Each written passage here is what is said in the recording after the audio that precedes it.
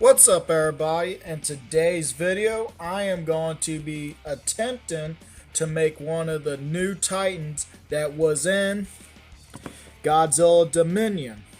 As y'all can see on the thumbnail which Titan I am talking about, it is going to be, I just had the tissues right there to where I won't lose my place. That will be this Titan right here, if y'all can see that. Or let me see if I can bring it closer to the camera for everybody. Right here. This Titan right here is the Lemur Titan. Now, I don't know if it has a specific name right now, or what Titan or creature this is. But as far as I can tell, this is a lemur that has back spikes and has almost like a scorpion tail or tip. And it is mostly probably about, I'm going to take a guess at maybe 200, maybe 150, 170 feet in height because of the tree line of right here, of this one being closer and with the trees. Now these trees right here look more like they're pine trees, but I could be wrong. But in this video, for what we're going to be doing, the size might not be accurate.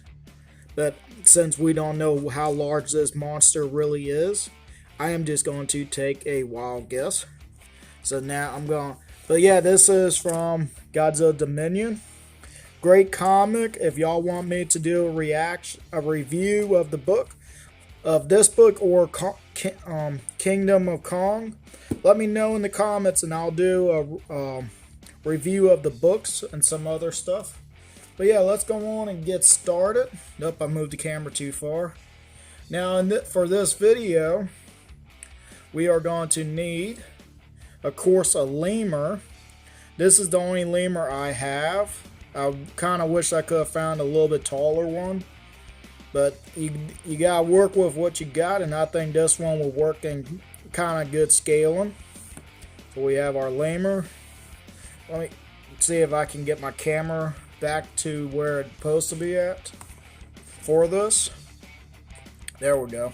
A little bit closer to the counter, so we can see what all we need. So of course we need a lemur. We're gonna need a stego.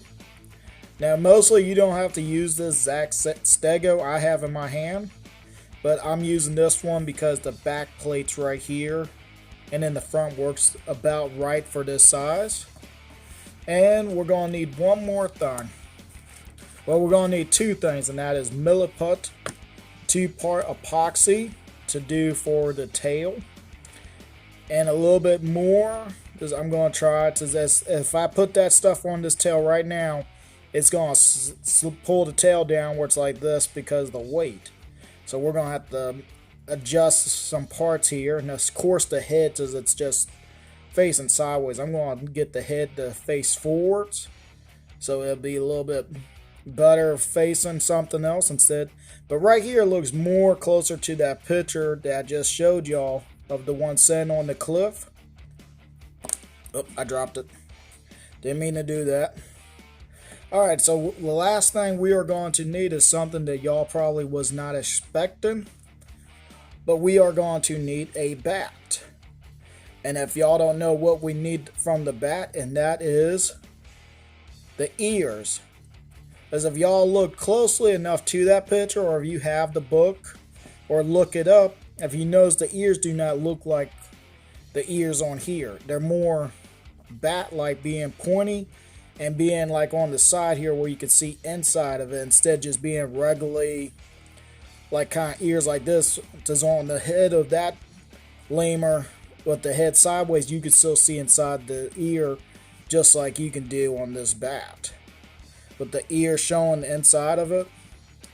I don't know if y'all could see all that too clearly. The camera might not be focusing on there, but like, how about right here? Y'all can see a little bit like how you can see inside the ear with the head facing sideways.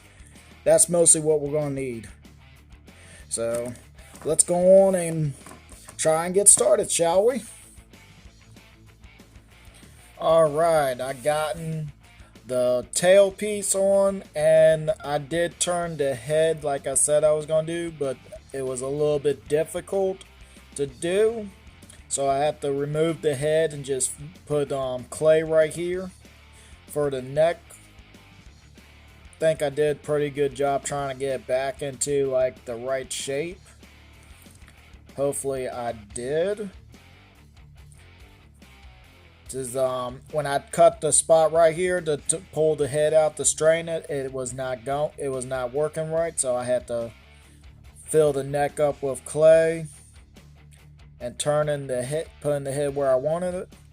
Now the tail was a little bit more harder to get into this scorpion like spike going on, and as y'all can see that I do have the arrowhead look that the tail does have. Hopefully the camera will focus on it.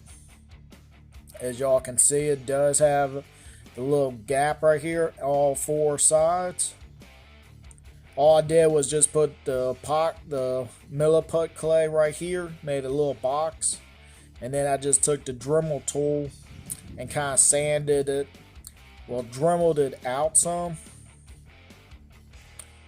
to get the opening and the point in the middle.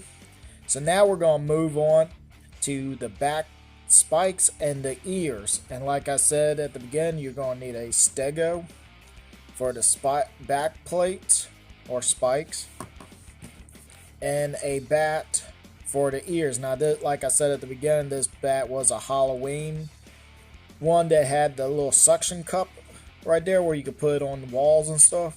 So we're just going to use these ears right here and those spikes and just connect them where they need to go. And I'll bring y'all back once I get that straight. Alright, I got the ears and the back plates or spikes on. If the camera would focus on it. There it goes. Y'all can see the back spikes on it. And the ears, I did the best that I could. Hopefully it looks close enough. So now we're going to move on to the painting part. And first, what I'm going to do is take dark gray for my prime.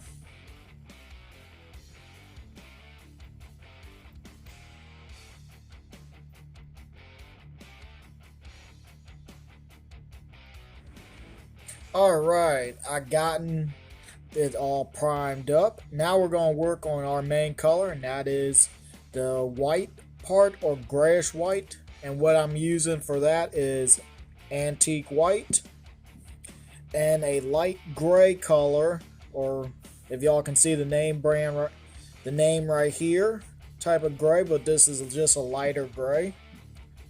I already mixed the colors up. So we're going to go on and take what we got right here and just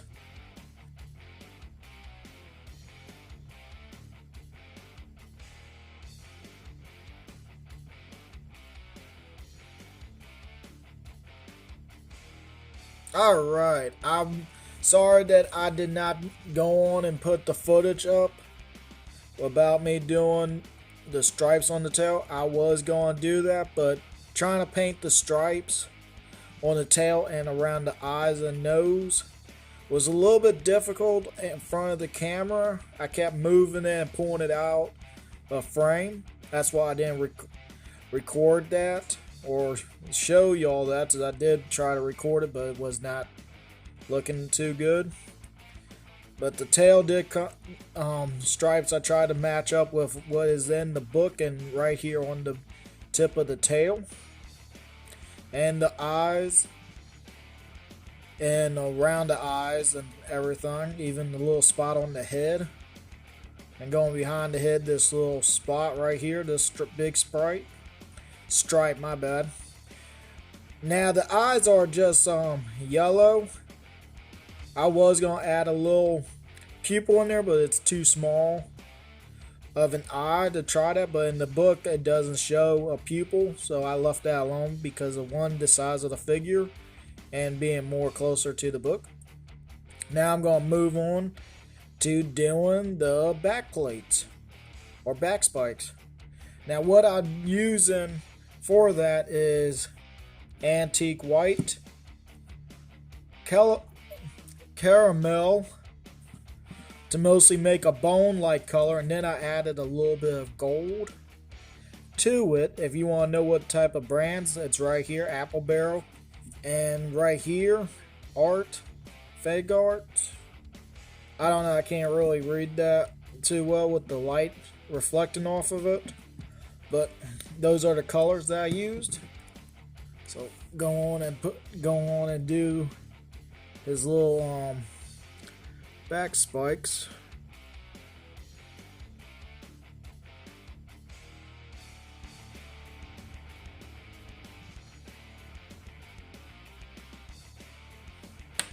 Alright, I went on and did the ears, so y'all didn't have to worry about watching me just paint two little ears.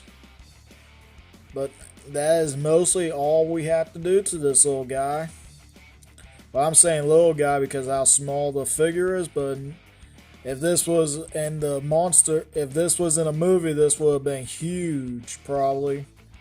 But seeing concept art and everything makes this creature look about the size of Kong, or maybe a little bit shorter than Kong when it stands up on its hind legs. But yeah, we're going to go on and finish up with our last step and the best part out of all of it, and that is putting on the matte varnish.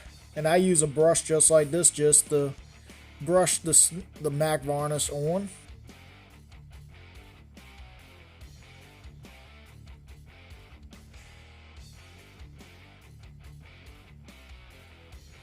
Alright, we are finished.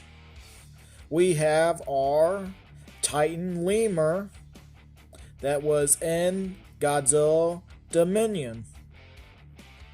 Now granted, it's only made a cameo in the book, only on one page. But this Titan right here is kind of, I'm just going to say it's just adorable. It's a cute monster and everything, or it's just how I ended up making mine look. I'm not sure, but hopefully I did it right. I know the head is a little bit smushed upwards. It should have been a little bit longer, and I forgot to include that, but I kind of thought that this look was a little bit better than having an elongated nose. Or it might not just have one. It could be just the way that I'm looking at it. Don't know why the camera wants to not focus on the lemur. There we go.